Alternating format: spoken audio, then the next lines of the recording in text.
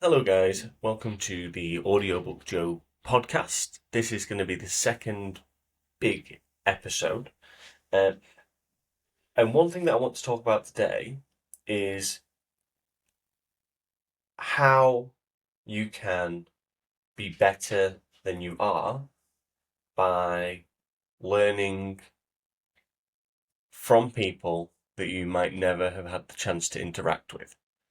Now, there's a book that you will have heard of, but if you're not a reader, and if you don't like audiobooks, and if podcasts are your jam, then maybe you won't have read it, which means that you might not, or you might have missed out on some of the value from it.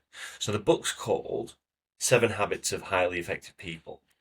So let me know what you think about this episode. I'm going to be looking at my notes to make sure I cover some of the topics and the chapters in the book that are really important. But it would also be great if you've heard or listened to the book, if you let me know what you think. So, Seven Habits of Highly Effective People, you know, I would recommend it as one of the first audiobooks for somebody that maybe doesn't have one particular thing they want to get better at. So, when I started listening to audiobooks, I started with sales books to get better at my job, sales. Then, when that worked, but the job wasn't specifically um, the right direction for me, then I started to think, well, if I could get better at sales from listening to audiobooks, maybe I could get better at life from listening to audiobooks. Um, and this is one of the first books that I listened to that wasn't a sales related audiobook. And it is really, really, um, just a great book.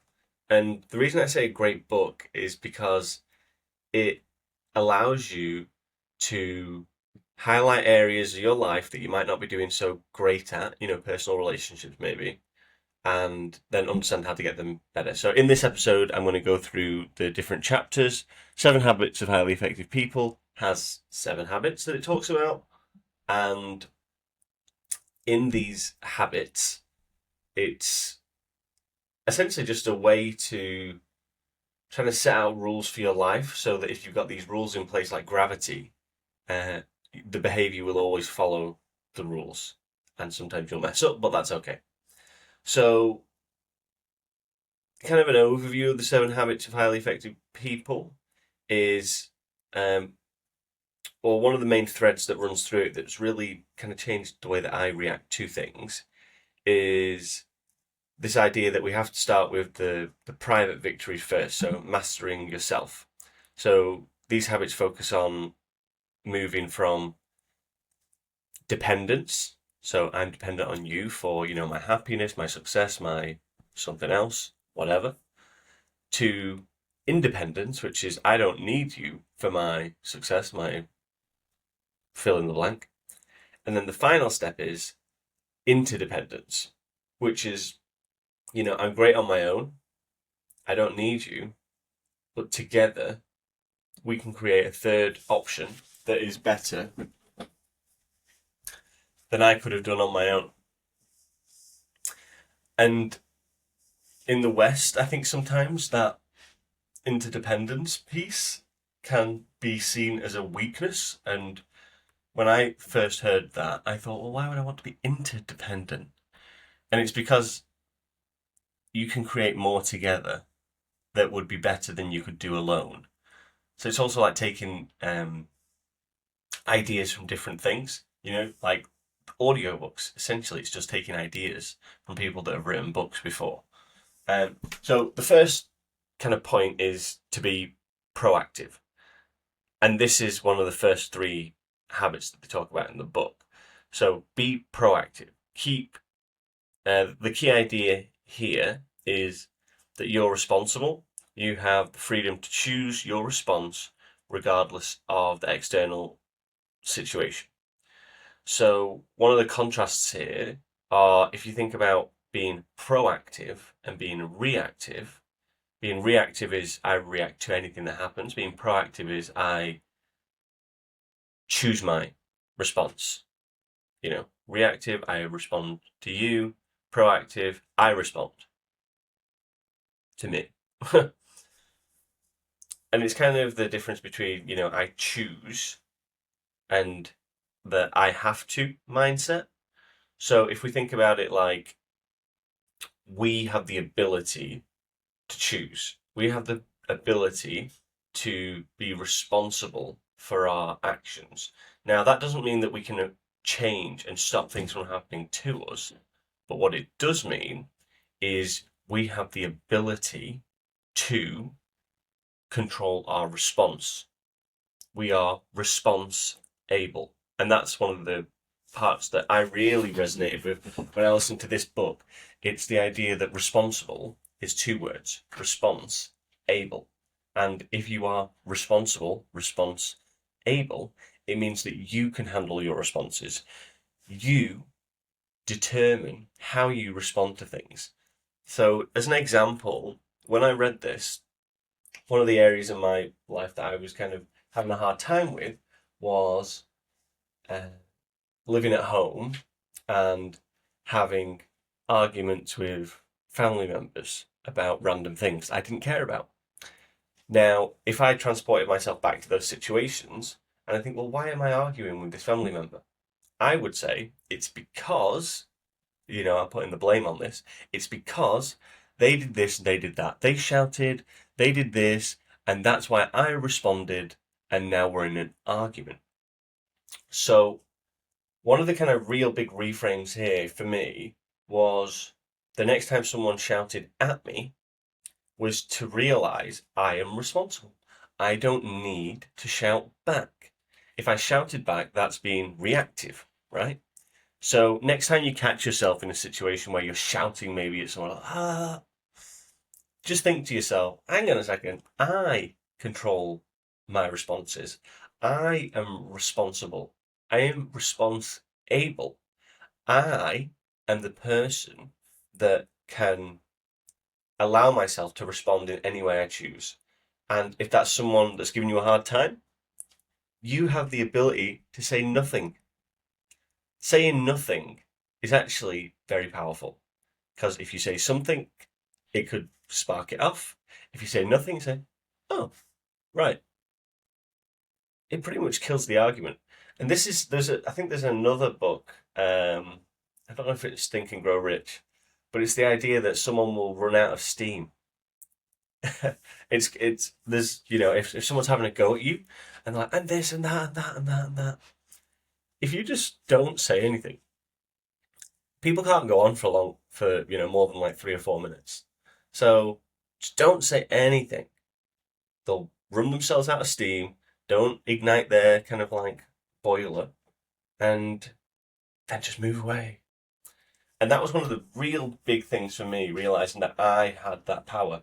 So just from that, I improved the relationships because a lot of the times I think they're the instigator, but my response instigates the continuation of this. Um, so that's one of the big things that I realized. Response able. You can choose your responses.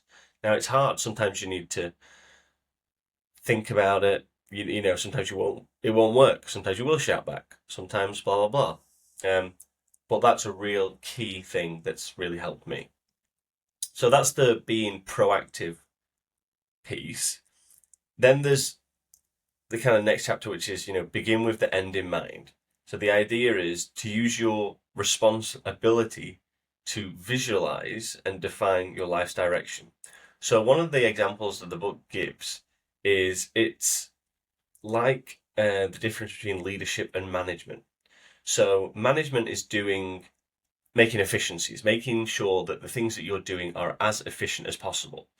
And leadership is making sure you're doing the right things. So the example it gives in the book is imagine you are going through a forest with a group of guys and the managers are making sure that the axes are sharpened, that the people are going in the right direction, that no one's wasting too much time. And then the leader is the guy that climbs to the top of the tree and says, "We're in the wrong jungle." And I like that because it's quite funny.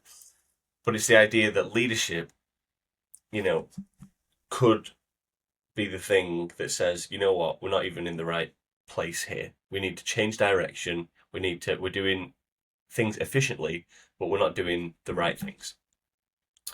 So the third chapter is putting first things first. So this is the idea that you can exercise your responsibility in aligning your actions with your values and goals. So it's pretty much the idea that you should start with first things first. Now, this is kind of a chapter that I suppose it doesn't really stand out to me that much. But,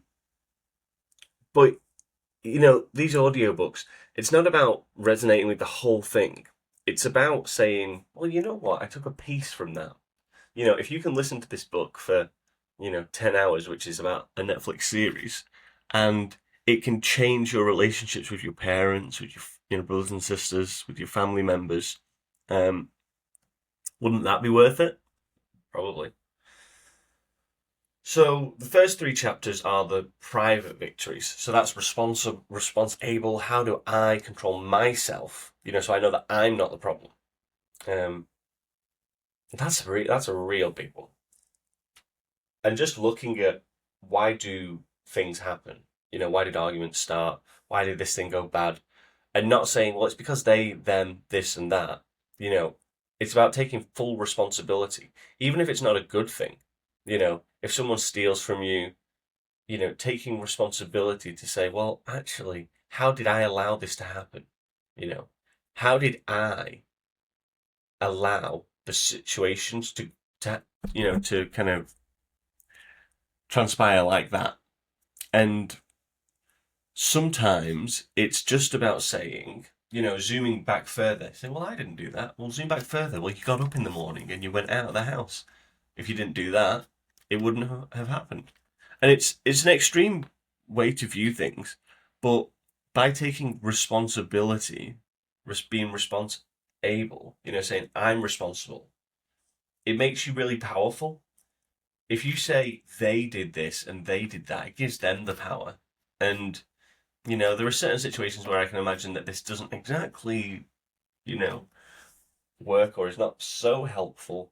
But this is really helpful for me in my life on how to act when things don't go quite right.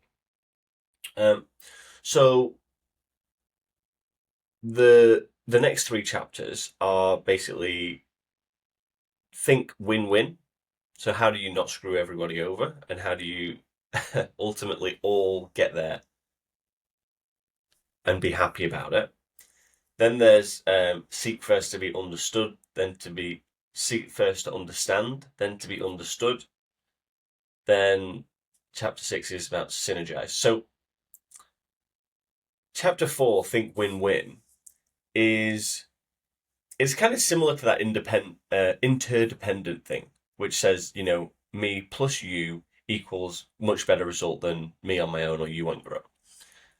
If you think win-win, it's now this is the kind of, it's rooted in the abundance mentality, not scarcity. And this is a really tricky one as well. If you've been brought up to say there is not enough of, scarcity mindset, rather than I have all I need, I can do a great job, I can do the best thing I can do, I can focus on what I've got to do right now in front of me. It can be really hard because life throws you curveballs, and sometimes you don't think you are going to win. But it's just a matter of kind of falling back on the principles, knowing that there are areas in your life which looked bleak, but then you turned it around. Knowing that just by sticking through it, you can potentially make it work, and knowing that maybe you're not in the right place.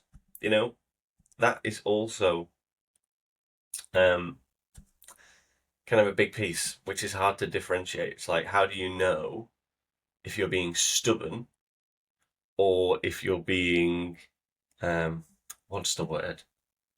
If you're being stubborn or you're being gritty. You're sticking it out. It's funny, hard. So if we think win-win, responsible people don't see life as a competition. They create outcomes where everyone can benefit. So that's kind of the person you'd want to be. Um, and the life that you could live by being that person is an abundant life where you create things and it's generally good for everybody around you, which is like a self-reinforcing circle.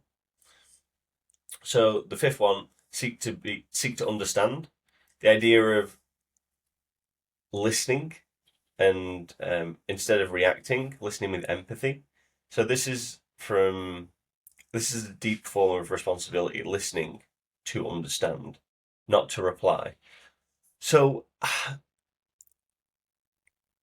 this is hard in certain situations. I think the situation that I think this is most appropriate is with family members because you love them, and you want to keep them in your life. And as long as they're not like a toxic influence, listening to who they are and what they're trying to say before you respond. This can be really hard. I mean, I've not nailed it, but I think a lot of the times when we speak to people, when they say things, we immediately want to reply. And when they're talking, we're thinking of what we want to say next. It's like a, continuous game of like tag. However, that's not really listening. That is just waiting to respond. And that doesn't create the best conversations.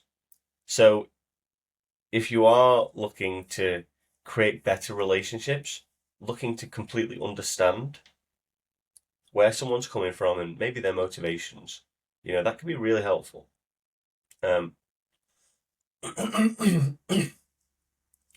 So yeah, that's quite interesting. The sixth one is called synergize. So use your responsibility to value differences and collaboration creatively. So the result is the whole becomes greater than the sum of the parts. Now, I think this can be applied quite a lot in work. You might have someone that does things a different way that you don't agree with, and you could focus on these differences. But sometimes the things that they are good at, you throw away because of the things you don't like about them.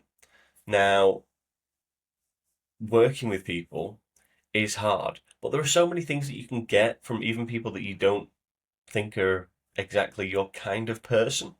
So you shouldn't really throw the baby out with the bathwater. You should take a second to think about, actually, could I make this better for all of us? Do I have to resort to this idea that it's my way or the highway, that there's nothing good about them? Or can you ask yourself, well, actually, what pieces of what they do are good? What could I learn from? That's helped me a lot in the past year. And then I suppose the last part of this is sharpen the saw. So it talks about, or there's a story that it talks about here where there's two guys chopping or sawing down a tree. And one of the guys disappears every day for an hour and then comes back and he chops way more wood than the other guy. So the other guy's like, what the hell? This guy is not working for an hour. What is happening here? And what's happening is the guy's going away and he's sharpening the saw. He's making it so that when he comes back, he can chop twice as much with half as much work. He's investing in thinking about how he can, this is like management, difference between management and leadership. He's actively doing things to make his equipment better, sharpen his mind, get himself in the game. So, just to got my notes here. So there's basically 4 dimensions: physical, mental, emotional, social, and spiritual. But I think this also, you know, sharpen the saw. Take time to make sure you are okay. Take time to make sure that you're looking after the machine, yourself. There's a story it talks about in the book where it mentions the goose and the golden egg, where there's a goose that lays golden eggs, and every day the farmer goes to the goose and he realizes he's got another golden egg. And essentially, it's a story about one day he gets greedy and he says, "Well, I'd like more than one golden egg a day." So he cuts the goose open and no more golden eggs. So, you've got to look after the goose yourself. And sometimes that means taking a bit of time off. Sometimes that means being kind to yourself. Sometimes that means you can't be there for other people every time they need that. And that's just the way it is. So I suppose in a nutshell, this responsibility thing that's really key is, you're not a victim of your genetics, of your upbringing, of your circumstances. You are not your feelings. You have feelings, but you can choose your response. Freedom equals responsibility, plus awareness and choice. So there's a book by Viktor Frankl where essentially the guy that wrote it was in a concentration camp, and he realized that between stimulus and response, we have the right to choose. No one can control how you think and what's happening inside your mind, no matter what's happening outside. So you have the power to affect and create change in your life. And it can just start one step at a time. Maybe it's not responding to an aggressive comment. Maybe it's understanding that, you had an argument, that something happened that you didn't like, and saying, okay, how am I responsible for this? What can I do to take control of this situation? And that's really powerful. That's really, really, really powerful. You're the captain of your ship. Nobody else can make you think a certain way. You decide to think a certain way. And that's honestly I'm reading this book again. Well, I'm reading it for the first time actually, in book form. But after I've read it, I'll probably listen to it because it's written in a really easy to understand way. It's quite funny in some parts. And if you're teaching children or something like that, then, these kind of books can be invaluable to help you understand where are you going right, where are you going wrong, and what are the upsides. So I hope that I've managed to cover this. I'll probably cover it again, for the first time. But if you like the book or if you like this review, let me know. Drop a whatever, comment, don't like it, share, whatever. Yeah, but this has been my first audiobook review. So this is one of my favorite books. I suppose if I was going to give it a rating out of 10, it's say like 9 out of 10. 9 out of 10, come on. So yeah, thanks for watching. This is the Audiobook Joe podcast, and I will see you later.